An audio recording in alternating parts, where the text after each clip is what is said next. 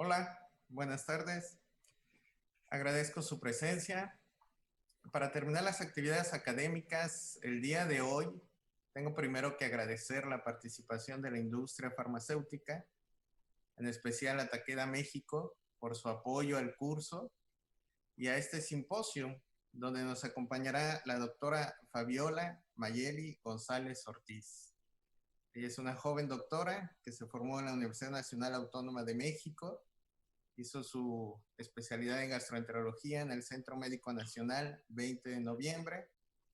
Después realizó un curso de posgrado de alta especialidad en enfermedad inflamatoria intestinal en el Instituto Nacional de Ciencias Médicas y Nutrición, Salvador Subirán.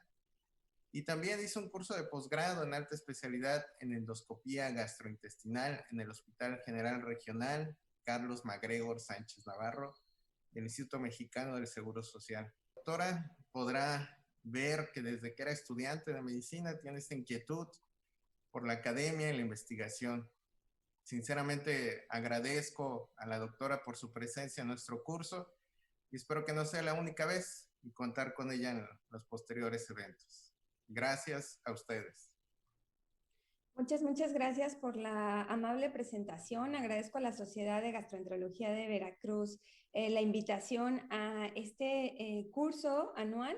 Y pues bueno, en este momento vamos a empezar nuestra plática acerca de la epidemiología y el panorama de tratamiento de la enfermedad inflamatoria intestinal. La agenda del día de hoy estará dada por conocer la epidemiología actual de la enfermedad inflamatoria intestinal, las clasificaciones que necesita esta enfermedad para establecer su pronóstico. Y también vamos a hablar acerca de los objetivos y cómo debemos de optimizar el tratamiento en estos pacientes. Sabemos que tanto la enfermedad de Crohn como la colitis ulcerativa crónica idiopática son estas enfermedades que se engloban en unas enfermedades de carácter idiopático que si bien hoy en día conocemos más factores que puedan estar involucrados en su desarrollo, no tenemos hasta hoy en día el origen de la enfermedad y es por eso que es una enfermedad crónica. Entonces, sabemos típicamente que la enfermedad de Crohn puede afectar de cualquier parte del tubo digestivo, si bien la localización más frecuente es la presentación ileocecal, con la formación de úlceras profundas, estenosis o también un carácter fistulizante de la enfermedad con enfermedad perianal, sobre todo fistulizante.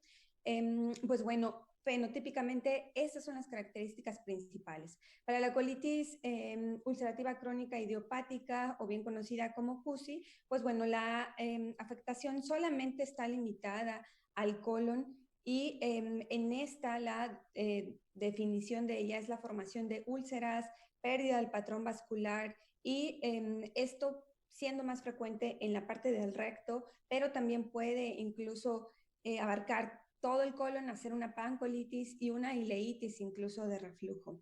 Entonces, debemos recordar también que podemos tener enfermedad inflamatoria intestinal no clasificada o indeterminada cuando no podemos diferenciar entre las dos entidades y en algunos puntos hasta incluso en un paciente postquirúrgico no se puede determinar qué tipo de enfermedad inflamatoria intestinal existe.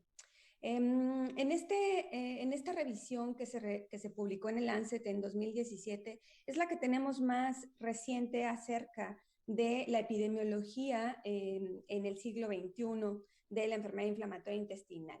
Es bien reconocido que para la colitis ulcerativa crónica idiopática y la enfermedad de Crohn, las incidencias y prevalencias más altas son en las regiones del norte de Europa y también en el norte de América, con Estados Unidos y Canadá.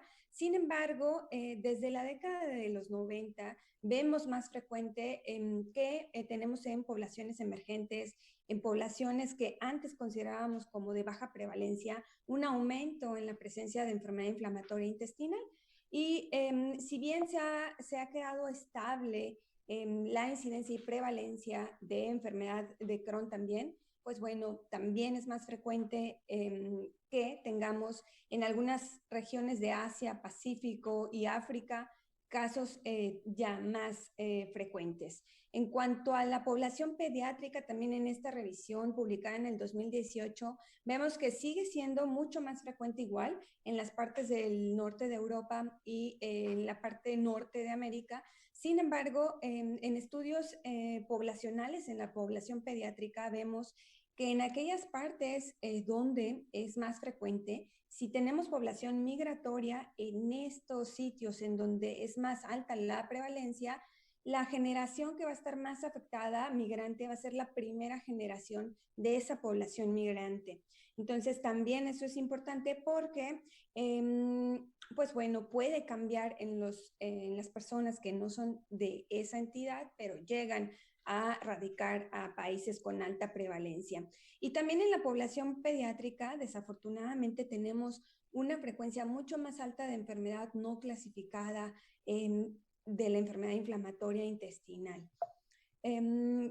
Como les decía, ahora ya tenemos mucha más información acerca de regiones en donde consideramos a la enfermedad inflamatoria intestinal como no tan frecuente o no tan prevalente. Y en este estudio que acerca de América del Sur, que trató sobre todo en la población de Brasil, identificar algún factor diferente en este tipo de regiones no, que antes se consideraban como no prevalentes, pues bueno, ya hasta tenemos una organización Asia-Pacífico en la cual vemos que la enfermedad inflamatoria intestinal al parecer es más frecuente en estos sitios, la enfermedad de Crohn, que es más grave la enfermedad de Crohn al diagnóstico en estas poblaciones orientales y del Pacífico.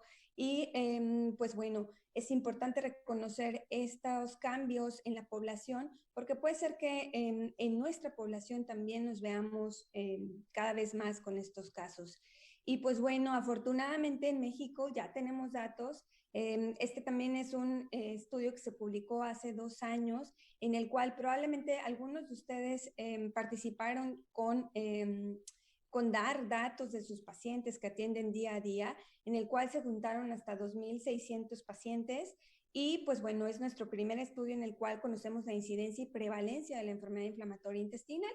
Es baja, para la incidencia 0.21 por 100,000 personas año y la prevalencia 1.8 en general de enfermedad inflamatoria intestinal, siendo más frecuente CUSI que Crohn. Y cuando vemos a lo largo de los años, lo que hemos visto es que pues sí tenemos un aumento en tanto la incidencia como la prevalencia de esta enfermedad. Si bien podríamos pensar que no se diagnosticaba tanto antes o que realmente lo que pasaba era que había un retraso en el diagnóstico, pues bueno, hoy en día afortunadamente se piensa más en la enfermedad inflamatoria intestinal, no lo vemos ya como una última opción y pues eso creo que ha hecho una mejoría en conocer más acerca de la enfermedad inflamatoria intestinal en México.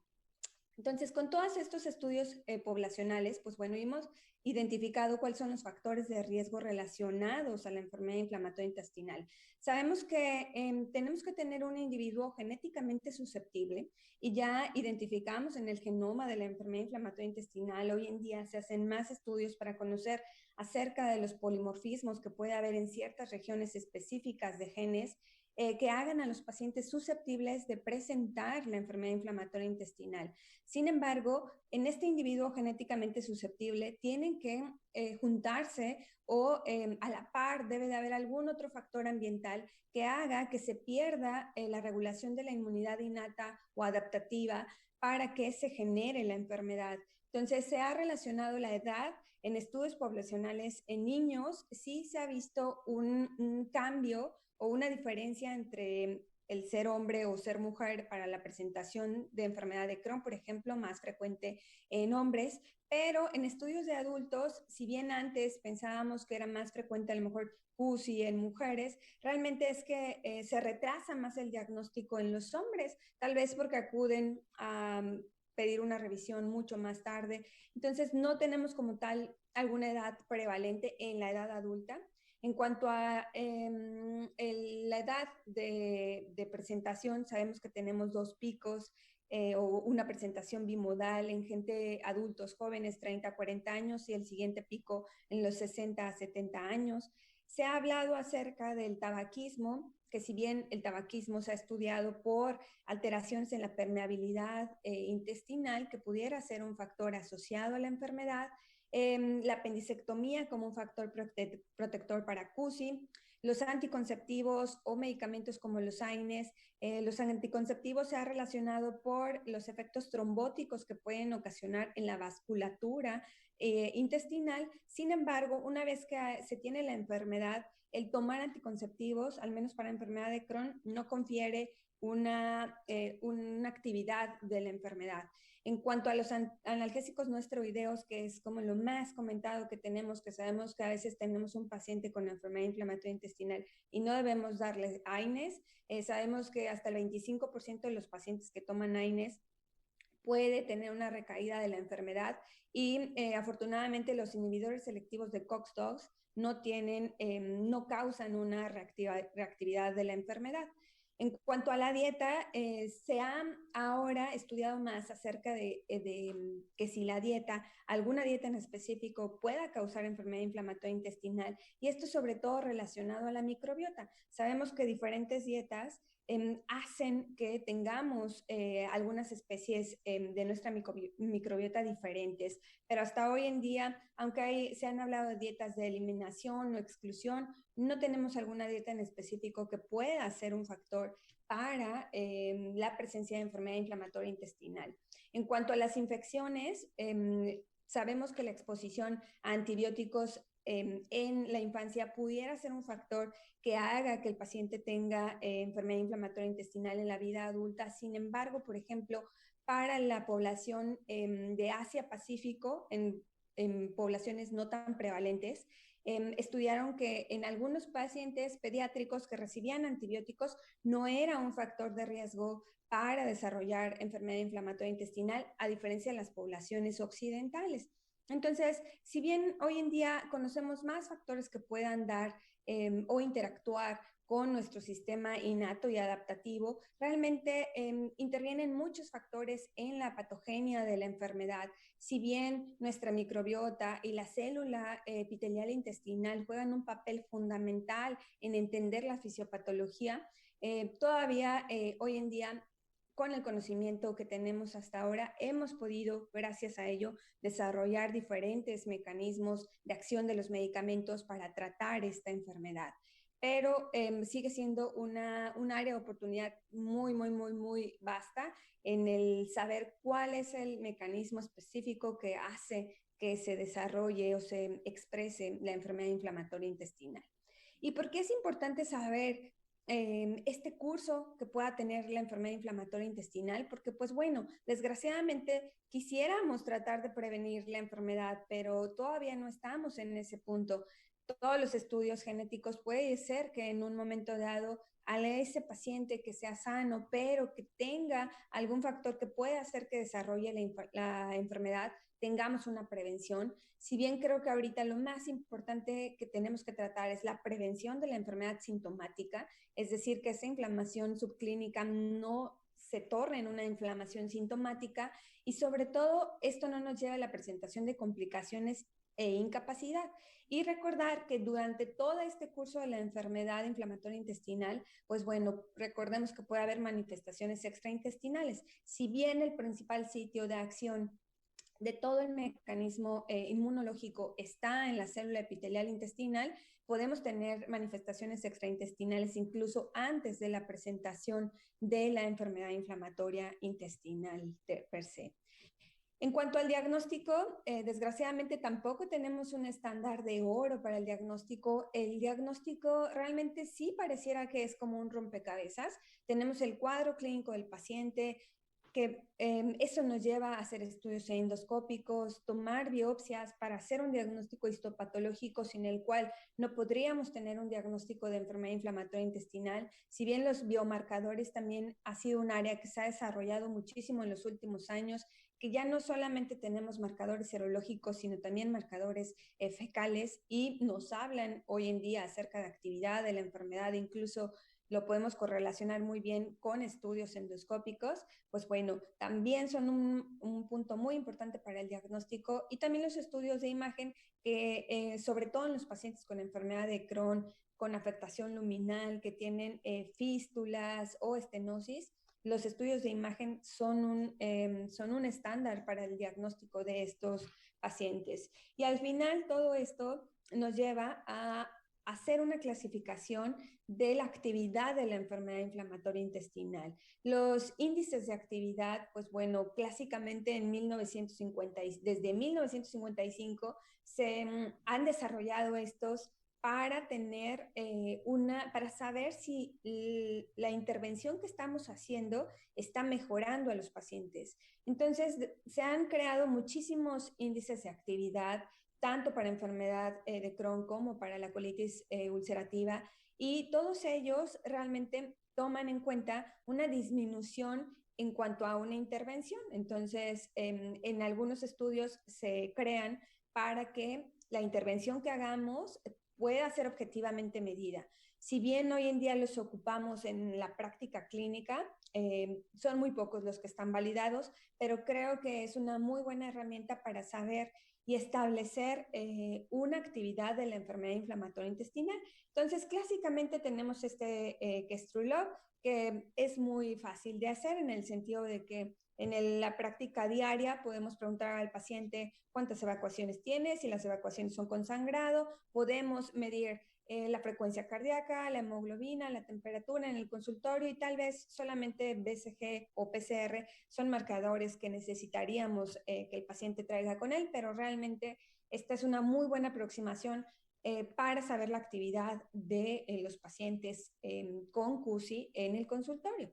Y también se han desarrollado otros que incluso toman en cuenta el score endoscópico. Entonces, por ejemplo, descrito de Mayo, que utilizamos mucho sobre todo en el subscore endoscópico, en el cual tenemos que saber cómo se encuentra la mucosa de estos pacientes con CUSI, y definimos que un paciente está en remisión cuando tenemos solamente máximo un punto en el subscore endoscópico. Hay otros que sí se encuentran validados, como por ejemplo de la actividad endoscópica, la valoración de la actividad endoscópica, en el cual prácticamente en todos ellos vamos a ver una mucosa normal, que nos van a dar 0 puntos, y después vamos a ver un cambio en la mucosa que puede ser muy sutil, como eritema o pérdida del patrón vascular, o ya un eritema mucho más marcado, se pierde totalmente el patrón vascular, o incluso un sangrado espontáneo o úlceras. Entonces, sí, entre más puntos, pues bueno, la actividad de la enfermedad endoscópica al menos es algo necesario que tenemos que valorar para que se ajuste el tratamiento. Entonces, realmente estos índices de actividad para eso nos sirven, para monitorizar al paciente y saber en qué momento tenemos que ajustar el tratamiento. Y pues bueno, con todo esto llegamos a algo muy importante que probablemente es con lo que nos enfrentamos en el día a día. En aquellos pacientes que tienen CUSI, que la actividad la podemos considerar leve a moderada, aquellos pacientes que tienen 4 o 6 evacuaciones por día, que tienen sangrado rectal, no en todas las evacuaciones, que no se sienten prácticamente mal en un estado global, que hacemos marcadores serológicos y puede ser que PCR o BCG estén normales o muy poco elevados, y pues bueno, que realmente hacemos una puntuación de Mayo y tenemos una actividad moderada. Entonces, en estos pacientes que tal vez sean los que nos enfrentamos mucho más frecuente, son los que tenemos que incidir más porque tienen una probabilidad de recaídas hasta del 40%. Entonces, son los que debemos, creo que enfáticamente, valorar para saber si necesitamos hacer algún ajuste de tratamiento. En cuanto a enfermedad de Crohn, los índices de actividad, pues bueno, en un inicio son un poco más complicados, al menos el CEDAI, que tenemos que sacar toda una fórmula porque nos dan un puntaje acerca del número de evacuaciones, si tiene el dolor, el estado general, si cuando lo exploramos sentimos una tumoración en el abdomen o incluso el índice de masa corporal, que es un poco más complicado para calcularlo, pero afortunadamente tenemos otro que es mucho más amigable, que es el Harvey-Brashow, que en solamente podemos tenemos que valorar el estado general, dolor abdominal, el número de evacuaciones diarreicas que tiene el paciente, si existe una tumoración abdominal en la exploración o si hay o no manifestaciones extraintestinales. Y entonces también graduamos la actividad de la enfermedad inflamatoria intestinal y pues algo muy importante también, el score endoscópico en la enfermedad de Crohn, que cuando tenemos menos de 5 puntos en este score endoscópico simple, decimos que el paciente está en remisión. Y desafortunadamente también nos encontramos con aquellos pacientes postquirúrgicos. Recordemos que para enfermedad de Crohn es muy frecuente que el hecho de que se diagnostique enfermedad de Crohn es hasta en un 60-70% de los pacientes después de una intervención por una oclusión intestinal. Entonces, este índice se describió como un índice postquirúrgico para saber si el paciente tiene una recurrencia postquirúrgica de la enfermedad. Hoy en día también puede ser que el paciente no le hagamos colonoscopía, que sí es lo deseable, pero si no lo tenemos a la mano o el paciente no quiere, los niveles de calprotectina fecal correlacionan muy bien con recurrencia postquirúrgica en estos pacientes y pues por ello importante ajustar los tratamientos. Y tanto para CUSI como enfermedad de Crohn, como les comentaba, es bien importante saber clasificar a la enfermedad. ¿Y por qué la clasificamos? Porque el curso de la enfermedad, recordemos que lo podemos modificar. Hasta el 50% de los pacientes con enfermedad inflamatoria intestinal moderada va a estar en remisión. Pero pues ahora sí que sería como que aventarnos un volado, porque los pacientes hasta el 40% en CUSI van a tener recaídas intermitentes y en enfermedad de Crohn hasta un 30% y usualmente estos pacientes no van a mejorar con el tratamiento que ya tienen establecido. Es por eso que tenemos que centrarnos en estos pacientes, que creo yo que también son los más frecuentes que vemos. Y muy importante saber cuáles son los factores de mal pronóstico que hay en cada una de las enfermedades, porque si tenemos un paciente con una enfermedad moderada, ya sea CUSI o Crohn, pero que tenga factores de mal pronóstico, es un punto adicional en el cual tenemos que valorar para ajustar el tratamiento. Para CUSI, por ejemplo, la edad al diagnóstico, que tenga una pancolitis, que cuando se hizo el diagnóstico, el score endoscópico de mayo fuera mayor a 3 o un 6 más de 7, si tiene una historia previa de hospitalización por la enfermedad, si tiene marcadores serológicos elevados o albúmina baja, pues bueno, incluso en estos que son los criterios de Oxford, tienen riesgo hasta de una colectomía. Entonces, tenemos que saber cuáles son los factores de mal pronóstico para cada entidad. En cuanto a la enfermedad de Crohn, igual el inicio temprano de la enfermedad, menos de 40 años, que tengan enfermedad perianal o la presentación sea con una enfermedad estenótica o fistulizante.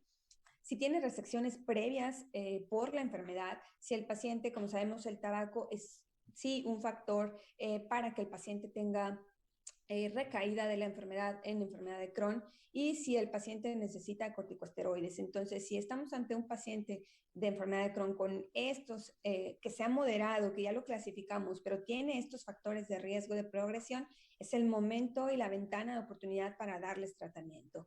Sobre todo en la enfermedad de Crohn, porque recordemos que la intervención temprana y el mantenimiento de la remisión se correlaciona a largo plazo como una clave para retrasar el daño intestinal. Entonces, la progresión que puedan tener estos pacientes va a ser muy, muy, muy, muy importante que los encontremos en un estadio temprano o en el estadio de la estenosis para que no tengan más complicaciones de la enfermedad, no requieran más cirugías y pues no terminen incluso a veces con cambio en el comportamiento de la enfermedad, tener una enfermedad fistulizante.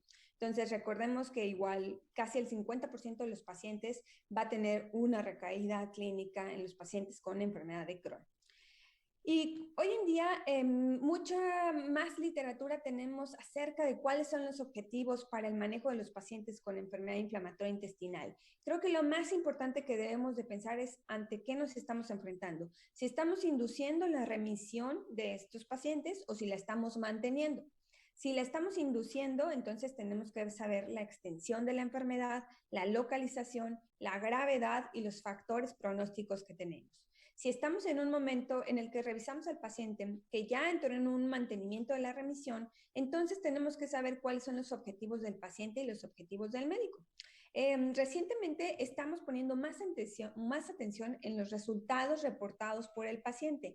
Si bien es muy controvertida este punto acerca de dejar de lleno toda la decisión del paciente en sobre cómo se siente, porque clásicamente hemos siempre aprendido que no hay correlación entre la clínica, la endoscopía, la histología, incluso en los pacientes con enfermedad inflamatoria intestinal. Hoy en día los RPP, que son los resultados reportados por el paciente, pues bueno, realmente en los pacientes ellos dicen que para CUSI, en cuanto tenga restaurada su frecuencia intestinal normal y que no tenga sangrado o urgencia, el paciente se siente perfecto. Entonces, es controvertido dejarle todo eso al paciente, pero hoy en día hay más literatura científica acerca de saber qué es lo que nos está reportando el paciente acerca de su enfermedad. Para enfermedad de Crohn, los pacientes dicen que con que se controle el dolor abdominal, prácticamente el paciente está estable. Pero creo que a largo plazo siempre es bien importante saber cuál es si el paciente está libre de corticosteroides, si entró en una remisión profunda, es decir, si tiene una mejoría clínica, una mejoría endoscópica y deseable sería tener una remisión histológica. Y esto con la finalidad de reducir el riesgo de displasia. Entonces, si bien los resultados reportados por el paciente puede ser en una enfermedad de Crohn que ya no tenga dolor, puede ser que el paciente esté con esteroides. Entonces, realmente ahí vamos a tener que hablar con el paciente acerca de qué es lo que estamos, en qué momento estamos de su enfermedad.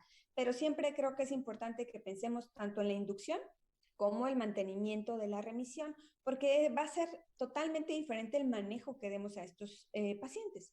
Entonces, hace unos años empezamos a manejar el concepto de remisión profunda sostenida, o sea que tendríamos que tener una remisión total de la enfermedad, que la mucosa estuviera cicatrizada. Para enfermedad de Crohn, que no hubiera úlceras, que desaparecieran todas las lesiones ulcerativas, que si era un paciente posquirúrgico realmente no tuviera y se viera totalmente normal. Para CUSI poníamos una puntuación realmente menor a 1 o 0 en un subscore endoscópico de Mayo, pero realmente es difícil llegar a una definición como tal en estas de la cicatrización de la mucosa, que esté prácticamente como si no tuviera la enfermedad, que eso es lo deseable. Queremos que la mucosa esté totalmente cicatrizada. Pero esto en la valoración del médico pues va a ir cambiando. Como les decía, no es lo mismo tratar a un paciente sintomático a un asintomático. Si realmente, aunque el paciente se sienta bien, tiene que tener sus estudios de seguimiento y endoscópicamente hay alteración, o incluso si en los biomarcadores tenemos algún cambio, aunque endoscópicamente esté el paciente normal, o en los estudios de imagen tengamos también algún cambio en cierre de fístulas, por ejemplo, en Crohn.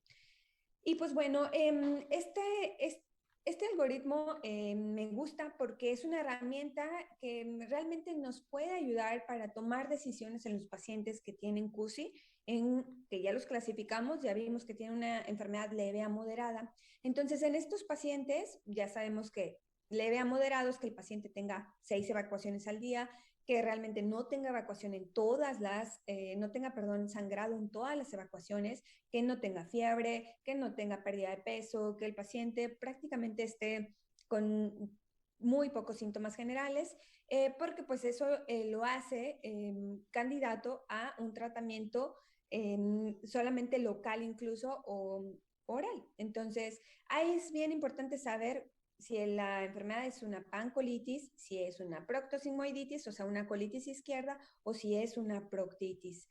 Y si el paciente tiene una pancolitis, pues bueno, ya sabemos que el medicamento de primera instancia para inducir a la remisión van a ser los 5-aminosalicilatos. Los 5-aminosalicilatos han demostrado que al menos en un paciente con pancolitis es mejor tener una dosis combinada, es decir, no solamente la terapia oral, sino también local.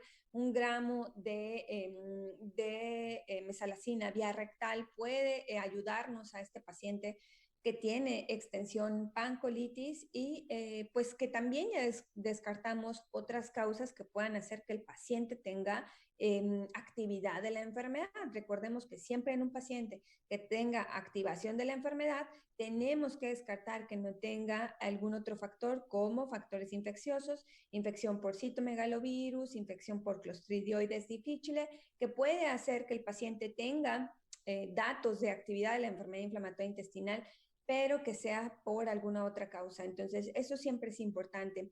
Y pues bueno, realmente, ¿cuánto tiempo debemos de esperar y cuánto le damos de 5 aminosalicilatos? Pues bueno, idealmente tenemos que esperar de 4 a 8 semanas para saber si la dosis que estamos, que realmente en los estudios publicados de 2 gramos a 4.8 gramos por día, es lo que se ha establecido para tratar a estos pacientes con actividad leve a moderada. Si vemos un análisis global, no hay diferencia entre 2 gramos y 4.8 gramos en la dosis, pero si vemos por subgrupos, aquellos pacientes que sean más sintomáticos van a responder mejor con la dosis más alta, que son 4.5 gramos al día, 4.8 gramos. Entonces, si el paciente responde en un periodo de 4 semanas, entonces podemos, y ya descartamos que no hay otro factor que esté haciendo que tenga actividad de la enfermedad, entonces podemos quedarnos con la dosis mínima que va a tener una actividad antiinflamatoria, que en este caso la dosis mínima es 2.5 gramos al día.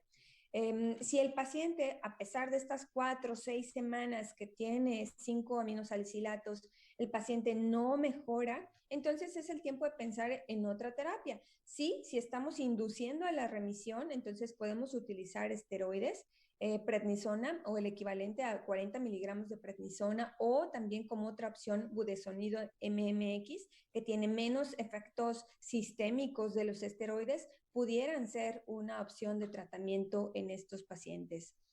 Y clásicamente hace unos años describió esta terapia secuencial en la colitis ulcerativa o el step up, en el cual igual veíamos cuál era la actividad de la enfermedad en la presentación del paciente. Y pues bueno, como ya vimos, nos sirven los aminosalicilatos tanto para la inducción como la remisión, inducción y mantenimiento, perdón, de la remisión, los corticosteroides para la inducción, pero no para el mantenimiento de la remisión. Y pues bueno, ya desde hace unos prácticamente ya 10 años tenemos el uso de terapia biológica. Si bien el primer medicamento de estos que fueron los anti-TNFs con infliximab empezó a usarse por ahí del 1998-2000, ya tenemos hoy en día nuevas moléculas que podemos utilizar en estos pacientes. Y recordar que en estos pacientes también la colectomía, la cirugía puede ser necesaria. No está peleado el hecho de que un paciente no responda al tratamiento. Debemos pensar en que es un paciente que necesite cirugía. En cuanto a la enfermedad de Crohn, también recordemos, como les digo, la inducción o el mantenimiento. Si es una inducción a la remisión, si el tratamiento vamos a llevarlo convencional o un tratamiento biológico. Creo que algo muy importante es que los 5 aminosalicilatos, solamente que el paciente tenga enfermedad colónica, están indicados, si no, realmente no tiene cabida en la enfermedad de Crohn. Y sí, creo que es importante, tanto en la inducción como en el mantenimiento, el tratamiento con biológico. ¿Por qué? Porque ya vimos que hasta un 50% de los pacientes van a tener recaídas durante la evolución de la enfermedad inflamatoria intestinal y van a requerir algún ajuste en el tratamiento. Y recientemente con el grupo Scenic se ha tratado de proponer este algoritmo que es el Treat to Target, en el cual realmente tenemos que saber si nuestro objetivo se está cumpliendo, si el objetivo de saber si hay algún dato clínico de inflamación lo estamos realmente apagando, por así decirlo. Entonces, si sí lo estamos haciendo, pues bueno, hay que ajustar como quiera el tratamiento, ver la dosis que tiene el paciente, si necesitamos agregar algún otro medicamento, si necesitamos cambiar incluso de medicamento, aunque el paciente se sienta bien, durante el seguimiento de la enfermedad. O sea, no debemos realmente de dejar al paciente solamente con un tratamiento y que ese tratamiento a lo largo de la enfermedad va a seguir siendo el único que va a necesitar el paciente. Y también la terapia secuencial se describió para la enfermedad de Crohn, entonces recordemos que los 5 aminosalicilatos no tienen cabida, solamente que tenga una presentación colónica, pero sí, para estos pacientes empezar con corticosteroides que solamente nos van a servir para inducir la remisión, pero no para mantenerla. Los que sí, pues bueno, sabemos los inmunomoduladores, los inmunosupresores o también la terapia con biológicos. ¿Y cuándo sabemos si un paciente estamos ante una falla en el tratamiento convencional? Clásicamente en los corticosteroides, realmente si el paciente tiene una dosis de 4 semanas con prednisona o la dosis equivalente a 40 miligramos, recordemos que esta dosis la debemos de dejar mínimo 4 semanas. Se ha relacionado esta duración de los 40 miligramos, si se acorta el tiempo de las 4 semanas, 3 semanas, 2 semanas, eso es un factor predictor para que perdamos respuesta a los esteroides. Entonces, mínimo tenemos que tener 40 miligramos 4 semanas y después ir haciendo la disminución cada semana de 5 miligramos. Entonces, si cuando estemos en esa disminución del esteroide, para que el paciente siga con remisión de la enfermedad, en 2 ocasiones diferentes no logramos disminuir el esteroide, entonces estamos ante una dependencia al esteroide. Y también, pues recordemos que tenemos la intolerancia a los esteroides, entonces en aquellos pacientes en que tienen alguna complicación, ya sea como osteopenia, osteoporosis, hiperglucemia, algún cuadro infeccioso o síndrome de Cushing, entonces también es un paciente que no debe ya tener ese tratamiento convencional y debemos de pensar en otro tratamiento como los inmunosupresores. Sin embargo, también podemos tener una respuesta inadecuada o pérdida de respuesta a los inmunosupresores. Clásicamente tenemos que tener un ciclo de 8 semanas de azatioprina. Recordemos que azatioprina tarda en hacer un poco el efecto 3 a 4 semanas en que tengamos como tal la dosis de inmunosupresión o su equivalente, la 6-mercaptopurina en esa dosis. Recordemos también que puede haber intolerancia al medicamento porque puede haber disminución de la actividad de la enzima que metaboliza la azatioprina y podemos tener historia de anemia o disminución en el recuento de los leucocitos, entonces tenemos que hacer un control con una biometría hemática en las primeras 3 semanas de estos pacientes. Y pues bueno, realmente debemos también recordar que pueden tener algunos otros efectos adversos como pancreatitis, dolor abdominal y pues bueno, también cuadros infecciosos. Entonces, si estamos también ante este cuadro en una pérdida de respuesta o respuesta inadecuada a los inmunosupresores, esto puede cambiar en el transcurso de la enfermedad y es el momento en el cual, pues bueno, secuencialmente o en este abordaje step up, tenemos a los fármacos biológicos como la pirámide del tratamiento. Entonces, los primeros que se desarrollaron para el tratamiento de la enfermedad inflamatoria intestinal fueron los anti-TNF, infliximab, y su biocomparable hoy en día, que es Remsima, que también ha mostrado ser bueno para inducir y mantener la remisión en los pacientes con enfermedad inflamatoria intestinal, adalimumab, que fue el primero que se utilizó de manera subcutánea, certolizumab pegol, que hoy en día ya no lo utilizamos para enfermedad inflamatoria intestinal, golimumab, recientemente lo tenemos en México y se usa para enfermedad inflamatoria intestinal, tanto enfermedad de Crohn como CUSI, pero también tenemos nuevas moléculas como ustekinumab, vedolizumab o este inhibidor de JAK-sinasas, tofacitinib, que lo tenemos en presentación oral. Entonces, ¿cuál vamos a usar? Ahora que tenemos toda esta gama también de agentes biológicos, pues bueno, bien importante la preferencia del paciente. Hay que hablar con el paciente acerca del tratamiento, incluso no solamente para el biológico. Creo yo que desde que el paciente tiene que tomar 5 aminosalicilatos toda la vida, debemos de hablar con el paciente acerca del tratamiento y el apego que debe tener al tratamiento, que desgraciadamente para todas las enfermedades crónicas el apego en el tratamiento es una parte muy importante para el pronóstico de estos pacientes. La respuesta clínica que tenemos que tener no es lo mismo si tenemos una fístula en un paciente con enfermedad de Crohn que tenemos que cerrar y que si bien ya se ha demostrado cuáles son los medicamentos que nos ayudan al cierre de fístulas en enfermedad de Crohn, pues bueno, también tenemos que tener presente ese escenario, en qué fenotipo de la enfermedad tenemos y sobre todo pues que tenemos que mantener la remisión a largo plazo. No solamente como ahora la evidencia que tenemos de los resultados reportados por el paciente, sino que a largo plazo puede ser que el paciente se sienta bien, pero hay que ver a largo plazo qué es lo que queremos. Y pues bueno, tenemos que mencionarlo, el costo directo e indirecto de todo lo que puede pasar con la terapia biológica. Directa, no solamente lo que cuesta el medicamento, la infusión, sino indirecto, a veces el paciente se tiene que trasladar a un centro de infusión o en donde le ponen el medicamento, si es que te presenta alguna reacción adversa al medicamento y pues bueno, eso implica un costo no solamente a lo mejor económico, sino realmente en toda la presentación de la enfermedad y pues bueno, todas estas consideraciones las tenemos que platicar con el paciente.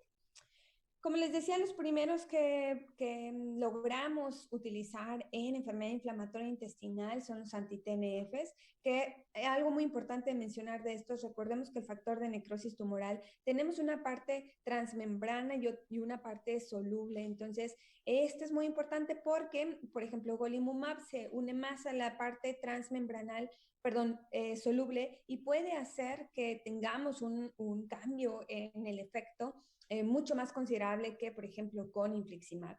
Entonces, pues bueno, realmente lo que queremos es realmente bloquear este factor de necrosis tumoral que va a traer leucocitos y que precipita o perpetúa el daño en la mucosa del intestino. Si bien los primeros estudios que se reportaron en infliximab fueron para enfermedad de Crohn, en CUSI con el ACT1 y ACT2, pues bueno, vimos que la respuesta a dosis de 5 o 10 miligramos de infliximab en CUSI teníamos una buena respuesta en comparación contra placebo, pues bueno, fueron los estudios pivotales que nos hicieron usar infliximab tanto en enfermedad de Crohn como para CUSI. Pero si bien ya sabemos cuál es la eficacia que tenemos con este anti-TNF, pues bueno, ahora no solamente tenemos que saber que, bueno, cuánto le ponemos de medicamento, la infusión, los efectos adversos, sino realmente saber los niveles del medicamento. Hoy en día sabemos que niveles séricos de infliximab arriba de 3.5 microgramos se asocian con que tengamos una cicatrización de la mucosa en CUSI. Niveles mayores como más de 12 microgramos tienen una respuesta que puede durar más tiempo comparado con una concentración menor. Y algo muy importante es no solamente saber la concentración de infliximab, sino realmente si los pacientes desarrollan anticuerpos contra infliximab. Sabemos que pensábamos antes que era un mecanismo que íbamos adquiriendo con el tiempo, después de largo plazo de tener las infusiones con el medicamento, pero hoy sabemos que desde la primera infusión podemos tener la presencia de anticuerpos contra el medicamento y pues bueno, en aquellos pacientes que tengan anticuerpos positivos, realmente el incremento de la dosis, pues bueno, va a ser mucho, mucho menor la eficacia si realmente tenemos la presencia de anticuerpos. Y por eso también en algunos estudios se ya ha demostrado que la terapia combinada con infliximab y un inmunosupresor como es la satioprina alcanza una remisión libre de esteroides hasta en el 60% de los pacientes, a diferencia si utilizamos solamente satioprina o solamente infliximab. Entonces, la cicatrización de la mucosa está mucho más alta en terapia combinada en comparación con solamente utilizar ya sea el inmunosupresor solo o el biológico solo. Y pues bueno, tanto para CUSI como para enfermedad de Crohn.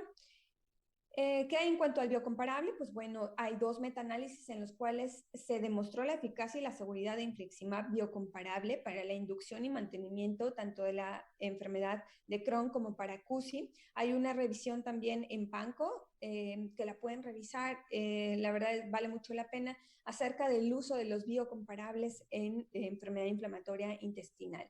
Pero es seguro y es bueno para la inducción y el mantenimiento de la remisión.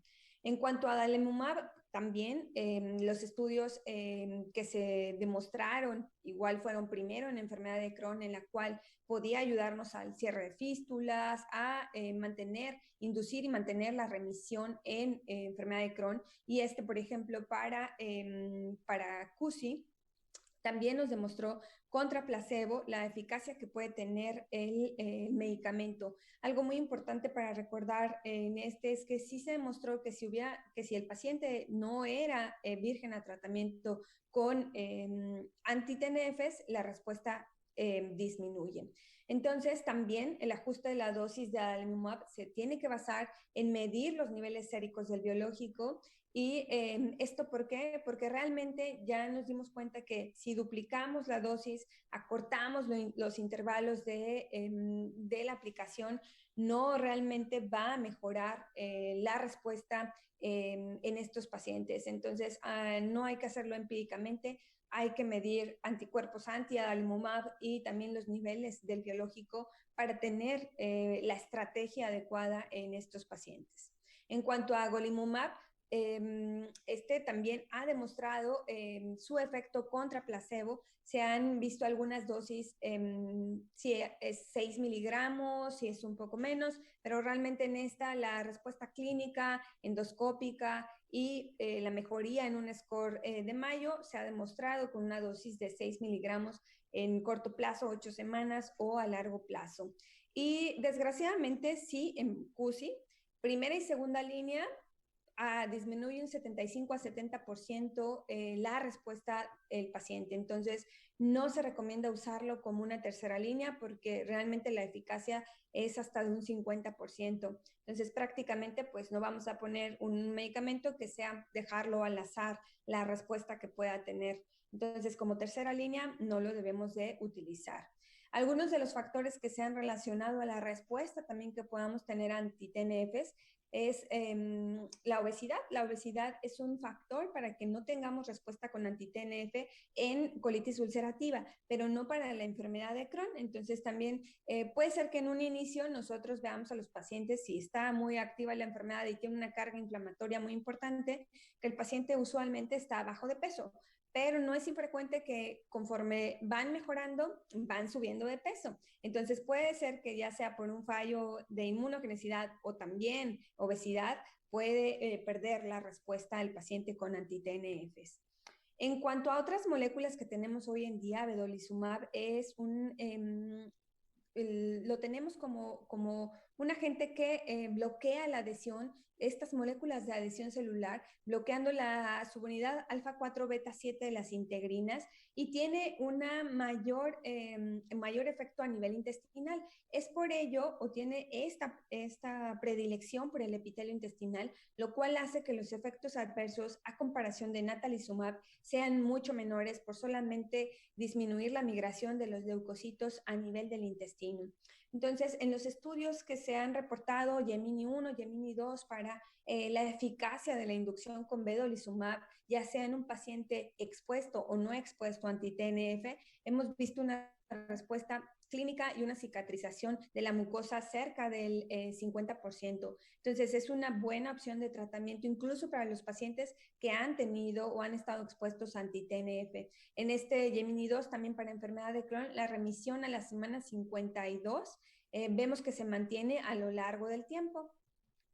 En cuanto a ustekinumab es una molécula que se une a la subunidad P40 de las interleucinas IL-12 y IL-23, que también hacen que no se dé una respuesta inflamatoria en los linfocitos que llegan a actuar sobre la mucosa del intestino. Ustekinumab también se ha visto que disminuye ya sea 3 o 6 miligramos, casi en el 45%, la respuesta de la enfermedad. Entonces, la proporción de pacientes que tienen una respuesta clínica y aparte alcanzan la remisión es cerca del 30%. Entonces también es un mecanismo nuevo ahora de estas moléculas que podemos utilizar para los pacientes con enfermedad inflamatoria intestinal. Al menos en la remisión clínica en la semana 44 fue superior a los grupos contra placebo. Cada 8 semanas se puede utilizar como una optimización del tratamiento. Y los factores realmente asociados a que tengan una respuesta es que en enfermedad de Crohn sea mujer, que la edad temprana al inicio del tratamiento sea con ustekinumab, la enfermedad ileocolónica y que el paciente esté en los primeros años en que se ha desarrollado la enfermedad. La exposición previa a anti-TNF parece que sí se asocia con una disminución en la tasa de respuesta en comparación con los pacientes que son vírgenes a tratamiento con biológico. En cuanto a tofacitinib es el primero que tenemos vía oral que bloquea estas JAK-sinasas que dan una respuesta con el RNA mensajero para la producción de anticuerpos y de citocinas proinflamatorias en el intestino. También la respuesta clínica en estos estudios fase 2 se ha visto que para la remisión clínica, la respuesta endoscópica y la remisión endoscópica en dosis de 10 miligramos es donde se ha mostrado un mayor efecto. En estudios de fase 3 se ha demostrado que la dosis de 10 miligramos es la que podemos tener como un aliado en el tratamiento de estos pacientes. Entonces, tenemos esta nueva molécula que nos sirve para la inducción y mantenimiento de la remisión y la cicatrización de la mucosa en CUSI. Solamente tofacitinib es para CUSI y muy importante, se recomienda sí monitorizar los niveles de hemoglobina, linfocitos, neutrófilos, las pruebas de funcionamiento hepático y el perfil de lípidos. Pero ahora bien, ya que tenemos toda esta gama de biológicos, sabemos que pueden fallar. Entonces puede ser que el paciente nos estemos enfrentando ante una respuesta primaria que no tuvo o una pérdida de respuesta, o sea, una respuesta secundaria. Los mecanismos que se han implicado en una falta de respuesta primaria es mecanismos farmacocinéticos de inmunogenicidad y de farmacodinamia. Típicamente fármacocinéticos cuando hay una disminución de los niveles de fármaco con anticuerpos ausentes. Entonces, en este caso, esto surge de una eliminación no mediada por complejos inmunes del fármaco. Entonces, no se están formando anticuerpos y los niveles del fármaco son bajos. Entonces, esto va a ser súper importante para saber, bueno, ¿lo cambio, le aumento o qué hago? En cuanto a la inmunogenicidad, esta es una ausencia de mejoría en los síntomas del paciente en el contexto de niveles bajos de un anti-TNF con niveles altos de anticuerpo. Por eso es bien importante tomar los niveles del fármaco y los anticuerpos. Y en cuanto a fallo farmacodinámico, es falta de mejoría en los síntomas en el contexto de niveles normales del fármaco sin anticuerpos anti el fármaco. Y realmente esto se ha relacionado con un cambio en el curso de la enfermedad en una vía que no está mediada por anti-TNFs. Entonces, realmente toda la falta de respuesta lo hacemos también con valoraciones, ya sea por Harvey-Bradshaw o el SEDAI en enfermedad de Crohn o en CUSI, que el paciente no tenga respuesta endoscópica. Y pues bueno, ¿qué hacemos con estos pacientes que tienen falla de tratamiento biológico? Pues bueno, hay que ver si el paciente puede caer en un algoritmo para recapturarlo. Entonces, en aquellos pacientes que tienen una falla farmacodinámica, es decir, que no hay anticuerpos y los niveles de medicamentos son normales, puede ser que el fallo en la farmacodinamia esté haciendo que no en esa vía del anti-TNF, por ejemplo, pueda mejorar el paciente. Entonces, realmente aquí es donde lo tenemos que cambiar. No tiene caso que aumentemos la dosis o disminuyamos el intervalo, a diferencia si estamos ante una falla farmacocinética. No hay anticuerpos y los niveles son bajos del medicamento, entonces podemos incrementar la dosis del anti-TNF. O incluso si tuviéramos anticuerpos y los niveles del medicamento estuvieran bajos, entonces podríamos hacer alguna medición extra para corroborarlo. podríamos aumentar un inmunomodulador o realmente cambiarlo. Pero lo más importante es que aquel que no tenga anticuerpos, los niveles del fármaco sean adecuados, hay que cambiarlo de biológico. No tiene caso incrementar dosis o acortar los intervalos.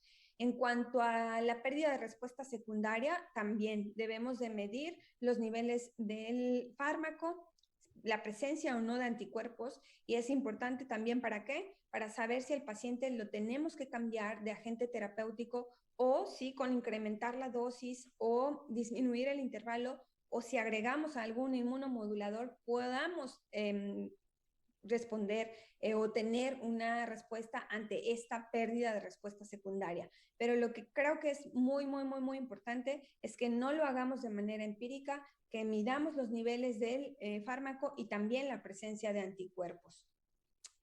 Tenemos ya datos también publicados en cuanto a la falla de los anti-TNF en México. Al menos en enfermedad de Crohn, el 50% de los pacientes, sobre todo pediátricos, están tratados con algún anti-TNF y realmente la resistencia o la falla de los anti-TNF se presenta hasta en el 40% de los casos. Entonces, es importante que en estos pacientes seamos más enfáticos en medir los niveles del fármaco y la presencia o no de anticuerpos. Y algo muy importante que tenemos que recordar son los aspectos de seguridad.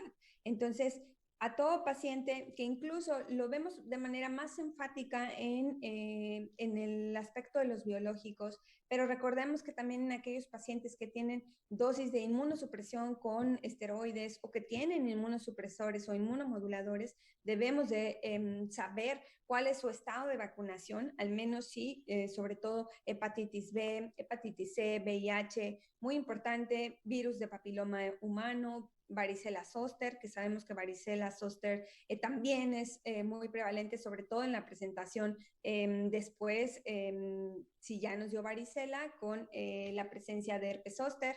En cuanto a influenza, hay que insistir a los pacientes en que se vacunen. Recordemos que tanto para influenza, neumococo, si tenemos un mecanismo de inmunogenicidad disminuida, podría tal vez interferir en la eficacia de estos medicamentos, así como ahora lo es para la vacuna contra COVID. Sin embargo, pues bueno, está indicado que los pacientes se vacunen y muy importante, siempre va a ser algo que mencionar en cuanto a tuberculosis latente. Recordemos que todos estos pacientes deben de entrar con un escrutinio muy importante acerca si el paciente tiene un cuadro de tuberculosis activa o un cuadro de tuberculosis latente, porque el paciente puede presentar alguna reactivación. Recordar que las vacunas se deben de programar al menos 3 semanas antes de que el paciente empiece con una dosis de terapia biológica para que tenga un buen efecto lo que estamos haciendo, es decir, la vacuna, pero sí muy importante recordar todos los aspectos de seguridad a considerar en estos pacientes con terapia biológica. A finales de año se publicó el segundo consenso mexicano acerca de los aspectos de seguridad y el uso de terapias biológicas en enfermedad inflamatoria intestinal, que está disponible en la revista de la Asociación Mexicana de Gastroenterología. Los invito a consultarlo porque es una guía muy buena, corta, acerca de qué debemos de hacer en estos pacientes para asegurar que tengamos una práctica segura de los biológicos y cuál es tal vez la mejor opción que tenga nuestro paciente para el uso de terapia biológica. Y con todo esto me permito concluir que realmente el plan de manejo debe basarse en el pronóstico del paciente. Creo que eso tenemos que ser muy enfáticos en saber cuáles son los factores de mal pronóstico que tiene nuestro paciente y en qué momento está nuestro paciente, si estamos induciendo la remisión o si lo estamos manteniendo. Debemos de priorizar una terapia temprana y en esa priorización tenemos que ser muy enfáticos en saber cuáles son los factores que tiene nuestro paciente para que a largo plazo no tenga complicaciones de una terapia que tal vez iniciamos de manera tardía. La terapia combinada en general siempre va a ser mejor que la monoterapia. El plan de manejo lo debemos de optimizar con base en evaluaciones objetivas y periódicas.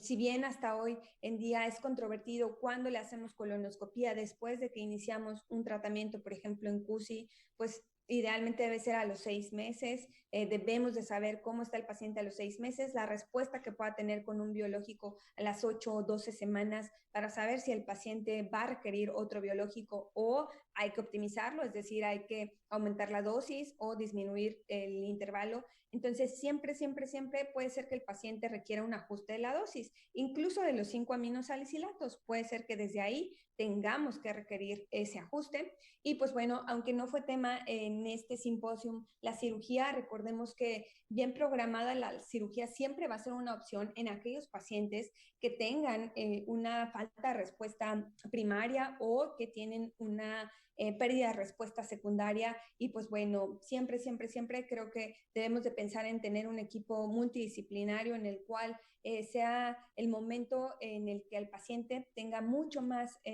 sea mucho más conveniente para él y no dejamos que la enfermedad tenga algunas complicaciones o progrese.